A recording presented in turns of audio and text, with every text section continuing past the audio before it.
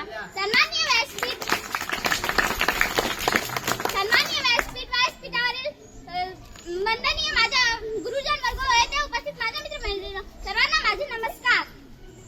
आज मी आपल्या समोर भारतरत्न डॉक्टर बाबासाहेब आंबेडकर यांचे यशोगाथा सांगण्यास उभी आहे। डॉक्टर बाबासाहेब आंबेडकर भारतीय राज्यघटनेचे शिल्पकार तसेच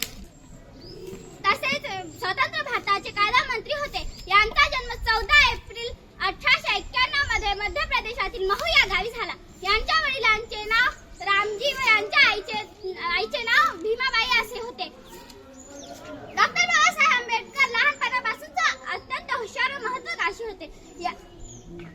त्यांना शालेय शिक्षण घेत असताना त्यांना अपयश म्हणून खूप त्रास सहन करावा लागला, पण ते मुळीच मागे हटले नाही। डॉक्टर बाबासाहेब आंबेडकर त्यांना अपयश दोन दलित समाजाचा उद्धार करण्याचे ठरविले। डॉक्टर बाबासाहेब आंबेडकर आपले उच्च शिक्षण बडोदा सरकारची शिष्यवृत्ती घेऊन पूर्ण केले।